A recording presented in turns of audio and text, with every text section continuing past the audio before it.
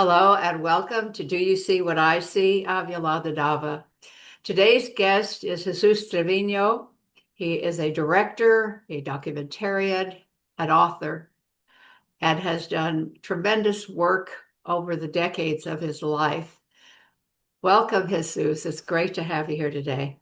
I'm glad to The be host here, and has thank you very spotlighted your much. video for everyone. I think I interviewed about a year or two ago when you were given a Lifetime Achievement Award. So you just keep achieving and you keep contributing. And today's topic is very important. In 2 days, we're going to be celebrating, not celebrating, but commemorating the August 29th, 1970 Chicano moratorium. And at that event for the audience, there were 30,000 people there to peacefully protest the Vietnam War, and also to demand equal employment, housing, and medical rights and care for returning veterans. At that time, Mexican American soldiers were 25% of war dead when we were only 4% of the national population. So there was a lot of inequity going on, even though our people were serving generously, courageously in our war at that time. The event took place in East Los Angeles.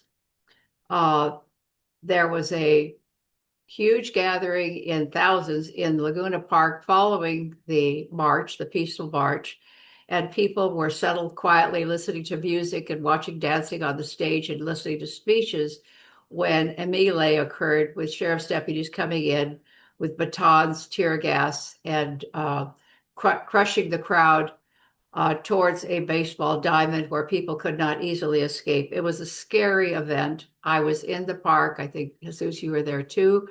And I I escaped with the help of somebody because I had been tear gassed and I could not see. So that was what happened. It blew up.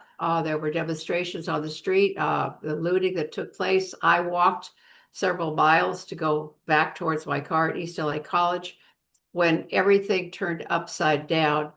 And that day at the Silver Dollar Cafe, the beloved journalist Ruben Salazar was killed. So I'll let you pick it up there, Jesus, because you did a book called Eyewitness. You had a chapter called Inquest. I'd like you to set the stage for that inquest that followed the melee at Laguna Park. Okay, well, as you know, as you described, it was a melee. It was basically a police attack on a crowd of Mexican Americans who were peacefully. Most of the people were sitting in the lawn, Volume up. listening to the speakers, and there was ballet folklorico. It was a pretty pleasant event, actually, until the sheriff and police arrived and waded into the crowd and began with tear gas and then just billy clubs and attacking people. Um, Following that, of course, the people fled as they would because they're being attacked. And I myself had been there and had actually been on my way home. I stopped at the East LA Sheriff's Station to pick up my car. I got dropped off with my camera equipment, and because I had been filming the march. And it was I was there when all of a sudden I saw patrol cars coming out of the sheriff's substation, and I counted more than 30 police, sheriff's patrol cars, and each of them had four or five sheriffs heavily armed. You could see rifles, you could see shotguns, and the cars just zipped by me, and I had to step back so not to be run over. And what happened was, of course, um, they were on their way to the Laguna Park, and that when they got there, that's when all the terrible things happened.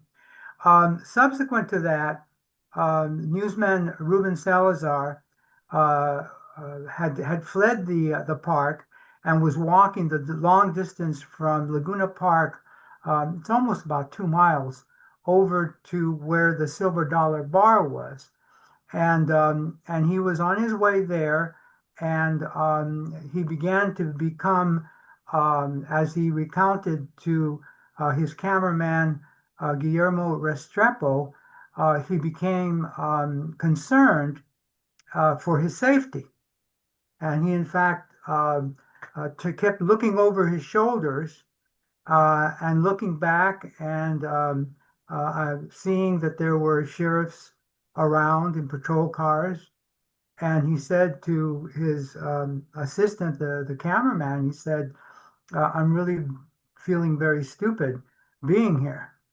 And so they decided they were going to go back to station KMEX, where he was the news director.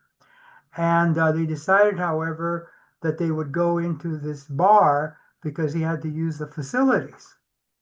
And he went into the bar, and not too long after that, the bar was surrounded by sheriff's patrol cars, three or four of them, and they were basically sequestered inside. And although there was some debate as to whether a call went out to come out, many people said there was no such call. The long and short of it was that one of the sheriffs fired a tear gas projectile into the bar, and the projectile hit Ruben Salazar, killing him. Of course, at the time, no one knew this had happened, and it wasn't until several hours later that he was officially called as a death, that the sheriff's department admitted that he had been killed. So that was the circumstances surrounding his death. In my At the time, I was a producer at KCET, the public broadcast station, and subsequent to that, to the death of Salazar, I was assigned to cover the entire proceedings of what became a 16-day, a 10-day inquest into the death of Ruben Salazar. Now, when the rioting took place, the police riot, people ran throughout the Whittier Boulevard in East Los Angeles, and many people were so angered by the police attack that they began to set fire to buildings, and there were hundreds of buildings that were set on fire, and there were more than 500 people that were arrested that afternoon. And because of this, the authorities were very concerned that the rioting would spread, that the unrest in the community, the outraged community, because you have to remember that when the sheriffs and the police, because Laguna Park sat on the border between the Los Angeles city limits and the county, and the sheriffs were county and the LAPD were city, but both of them convened at the park and attacked the park. And so people were so outraged by this attack that the authorities felt that rioting might continue for several days. And they felt they had to put a lid on it. And so what they decided they were going to do was hold an inquest, a public inquest into the death of Ruben Salazar, because that was the one factor that everyone was outraged by, was not only the attack on hundreds of innocent people, but the fact that one of our most prominent journalists and person that was head of the news department at the Spanish language television station had been killed, was really what was angering people throughout the city. And so they held this inquest, and I was assigned to cover the inquest for the 10 days. And every day I would go in to the County Hall of Records where the inquest was held, and I would report from there. And the thing about an inquest is it has all the trappings of a trial. There's a hearing officer, a judge, if you will, and there's a prosecutor. There's one side that represents the family of Salazar, and one side that represents the legal end of it, the district attorney's office.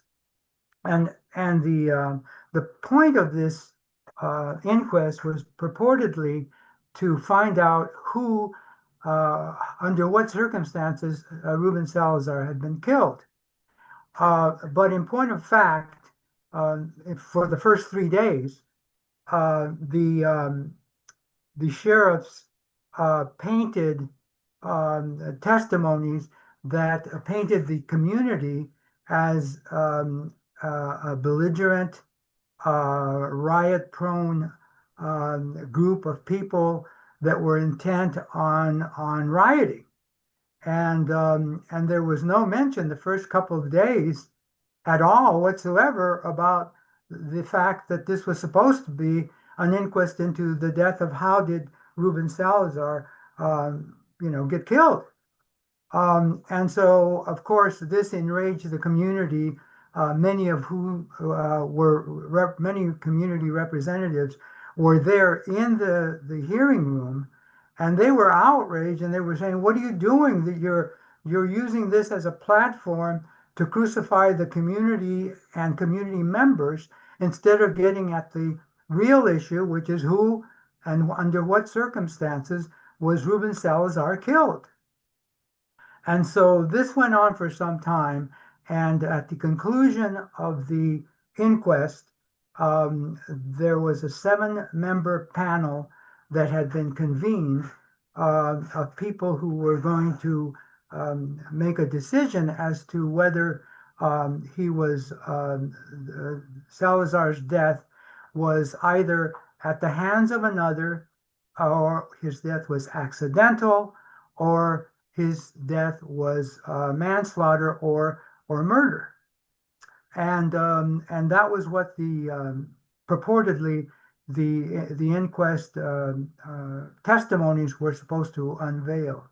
Well, at the conclusion of the 7 members of that panel, 4 felt that Ruben Salazar had been killed at the hands of another, and 3 felt that he had been killed accidentally.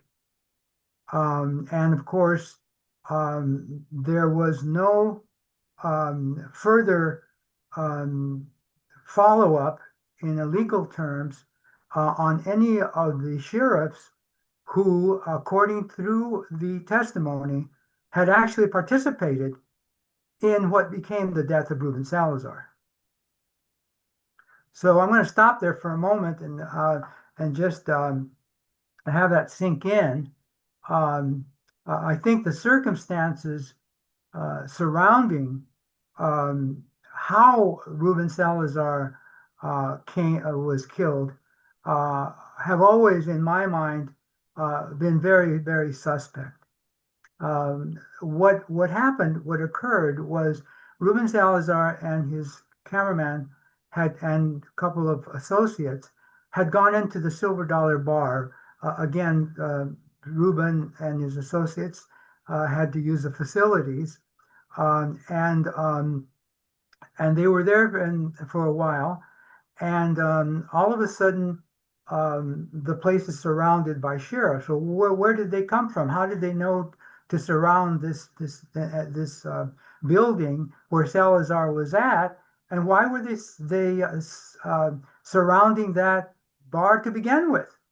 Well, according to the testimony of one of the sheriffs, Grasner, he had been told by an individual that the individual had seen 3 armed men enter into the bar with rifles. And so purportedly the grazer, upon hearing this, called in reinforcements to surround the bar, purportedly to go looking after these 3 armed men, and that is why they had gone there. Well, it turned out that um, the only person who saw those three armed men go in was the one person, the so-called man in the red vest, Munoz was his name, uh, had testified and during the inquest that he had seen these men go in. But upon further investigation that I did, we discovered that he had been, prior to this, he had been kind of a wannabe policeman. And he was very sympathetic to the police. And he had had a conversation with Grasner. And it was based on that one conversation with this one person, the one person that allegedly saw these people, that motivated Grasner to call up reinforcements. Now, all of this was predicated on the testimony of one person.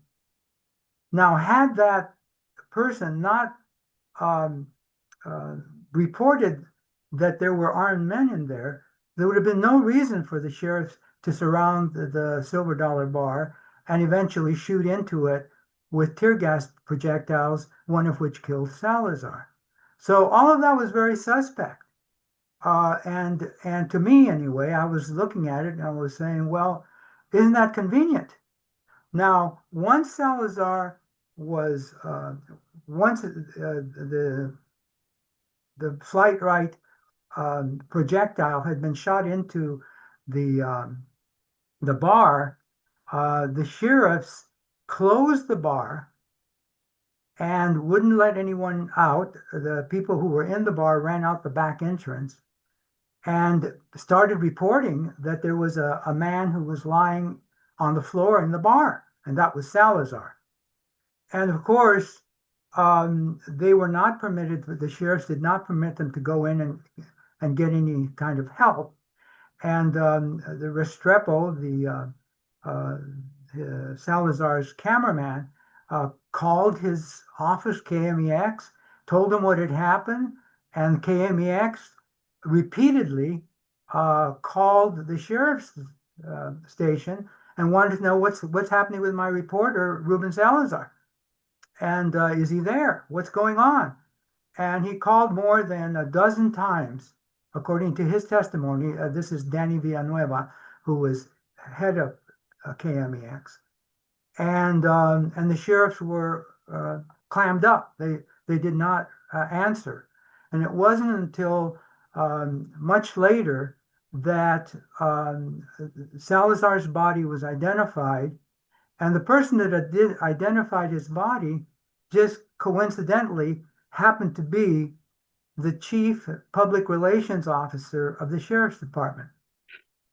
Now, wasn't that convenient that someone who was knowledgeable in how to handle the press and how to handle this kind of information happened to be the person who came to the Silver Dollar Bar and identified the body because he had known who Salazar was from previous encounters. So all of this, There were many questionable things that went on at that event. And you were talking about there were some people, there was confusion whether there were people were told to leave or enter the bar. I spoke to an eyewitness in the bar when Red Salazar was killed. I didn't know I was running into him. I had left the Laguna Park. I was in a state of shell shock. I had seen Whittier Boulevard looking like a war zone.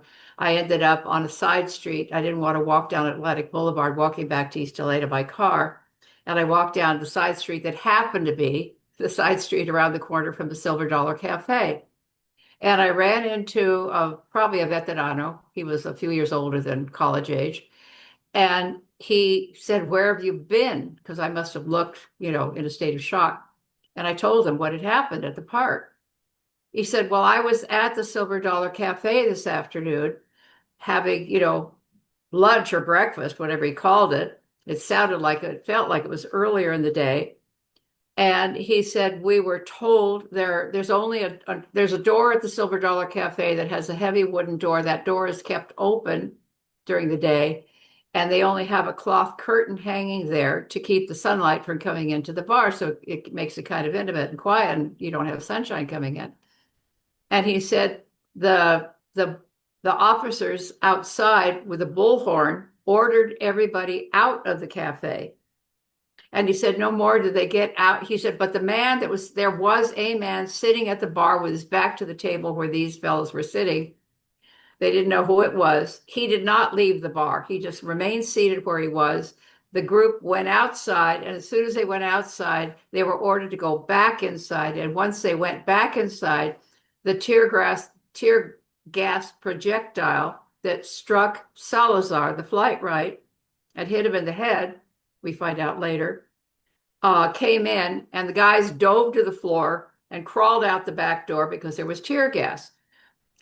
The young man I talked to told the sheriff in charge at the back door that a man had been hit and was on the floor, had been wounded and was on the floor.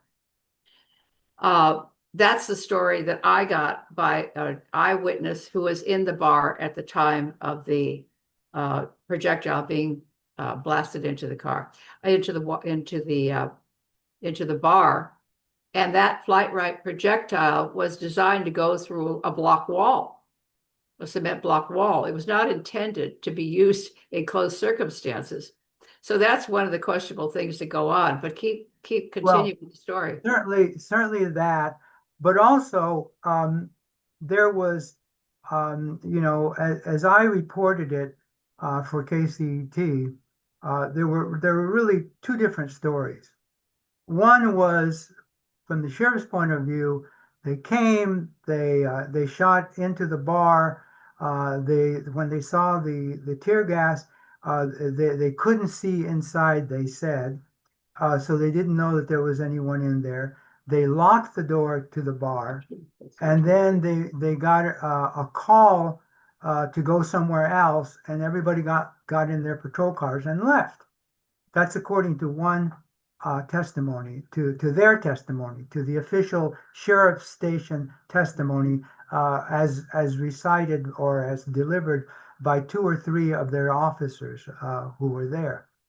However, there's an alternate testimonies that were given by three different people who were outside and had hidden because the sheriffs tried to clear the area in front of the Silver Dollar Bar of any spectators.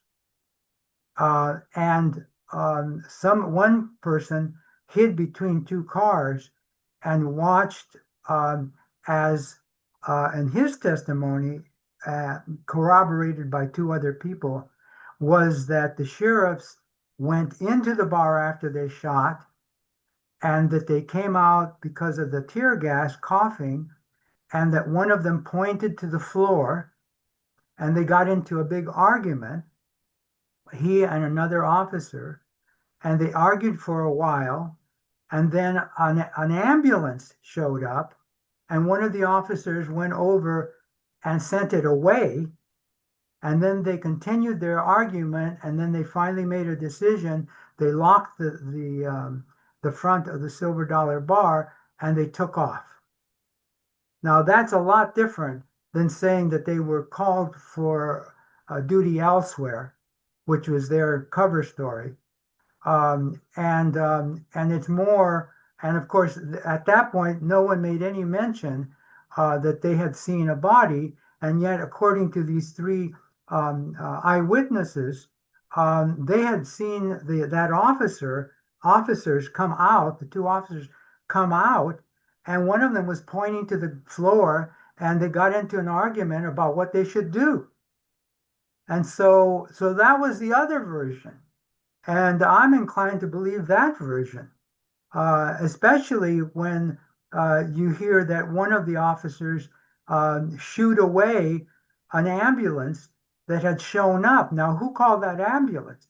Well, it might have been one of the officers, or it might have been one of the people who had fled the Silver Dollar Bar, but someone had called an ambulance for a reason, and that was someone obviously knew that there was someone injured inside the bar. And of course, to have that officer shoo away the ambulance and saying, "You're not needed here," when he had been pointing to the floor inside the Silver Dollar Bar, uh, you draw your own conclusions.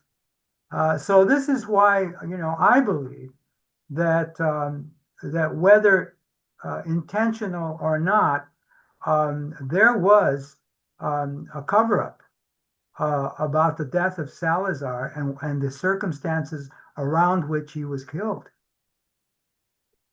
Well, the inquest itself was questionable because, as we've discussed, it was not a federal or uh, a sworn-in uh, jury type event, which should have taken place under such circumstances when there is a killing that takes place. It's questionable. And the community leaders that were invited to attend the inquest itself uh, walked out and called it a sham, which many believe it was because the truth never was told, nor was the question, which should have been asked, who killed Ruben Salazar, ever uh, investigated or evaluated. Correct, correct. And I think that, the very fact that afterwards, the district attorney, Evel Younger, opted not to pursue any legal action against any of the officers when during the inquest, this striking moment is very clear in my mind.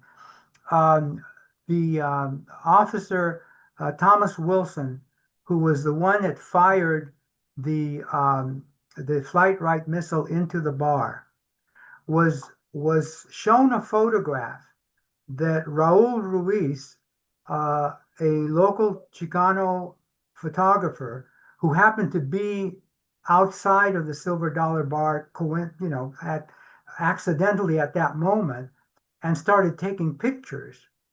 And he captured one photo of Thomas Wilson with with his rifle raised, shooting into the bar, aiming into the bar. And the hearing officer, Norman Pitlock, uh, showed him a photo, and it's obvious that it's him in the photo pointing that rifle, that tear gas projectile rifle, into the bar. And he says, "Do you recall this photo? Is this you?" And Thomas Wilson says, "No, that's not me."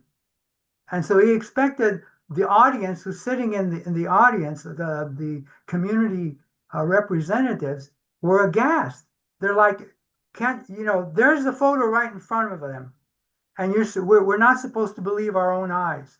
We're not supposed to believe that this guy somehow can't remember that moment." And there's a picture clearly showing him with that rifle in his hands about to shoot into the Silver Dollar Bar.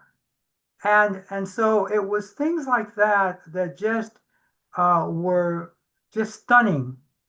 And of course, what was equally stunning was, because everyone thought, well, he's going to be charged with some kind of, if nothing, manslaughter, unintentional manslaughter, but it might have been, purportedly some kind of a planned shooting.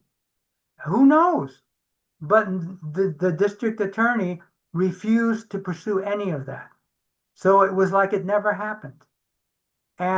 But the inquest had achieved its goal, which was during the 10 days of the inquest, the community was quelled. The rioting receded. There was no more rioting in East LA. There was no more burning of buildings. And so it accomplished what its goal had been, which was to chill out the community. But in point of fact, it never got to the point of what really happened to result in the death of Ruben Salazar.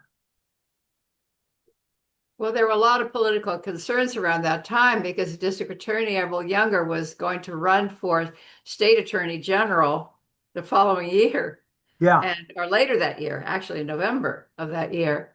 And he didn't want, I don't think, any questionable circumstances or bad news on his watch. And there were exactly. also some slip ups in the coroner's office. So there are a lot of questions about what went on. Many people, as I say, called it a sham. I would call it a hit. It was an assassination. It was planned. It appears to be planned. Everything points in that direction because there was no truth sought in that inquest, nor did it have any power to do anything about the circumstances, whatever they found.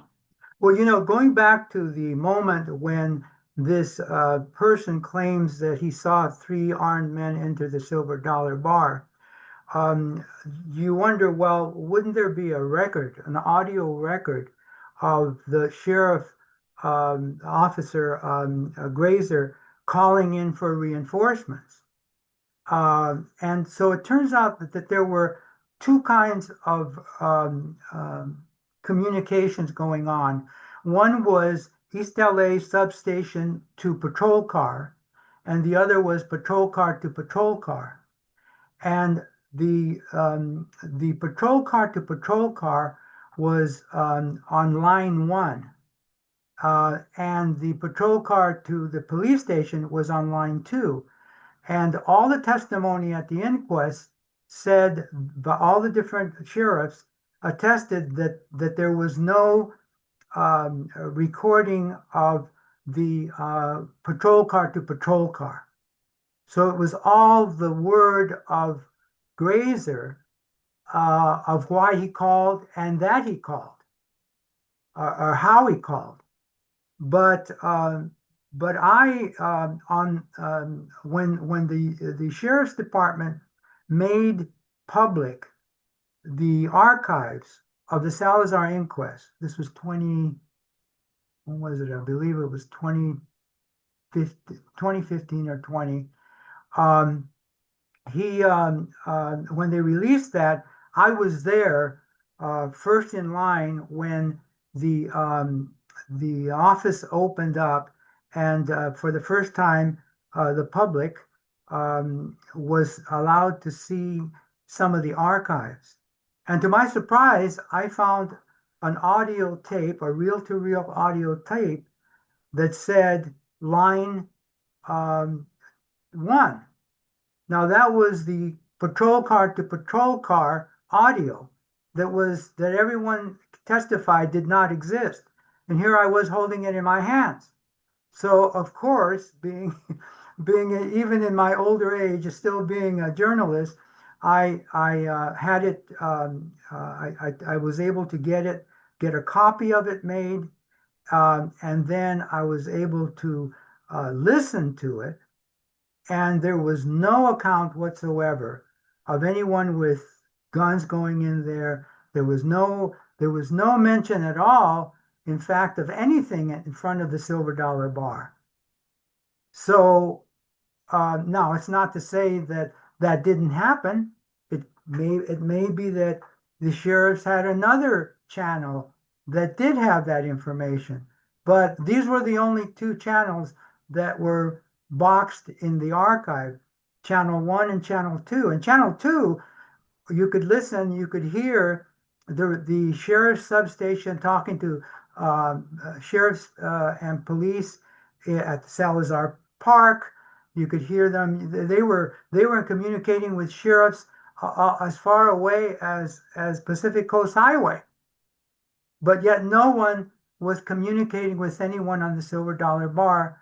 And so then the question was, what was that about? Why weren't they communicating? And if this is really going down, if in fact Deputy Grazer saw all this and called the other officers in because of this alleged seeing these three armed men into the bar, why is there no record of that?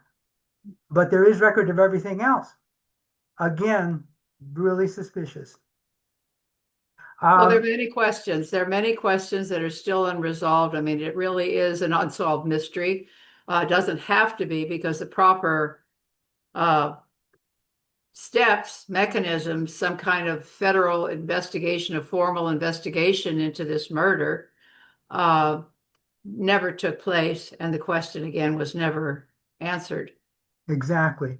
Well, listen, this has been really a great opportunity to relive these sad events, but also to bring to light, the fact that it, as you say, is still a mystery that has never been disclosed, and um, and who knows, we'll ever know the real circumstances around that because the reported ones certainly remain suspect.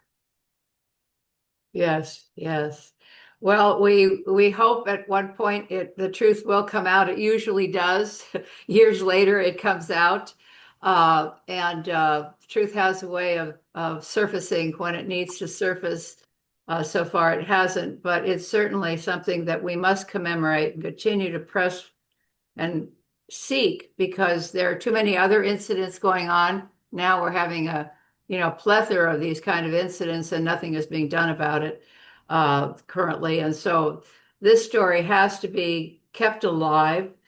Questions need to continue to be asked because a murder was committed and nobody has been punished for it. And the investigation that should have asked the right question never did that.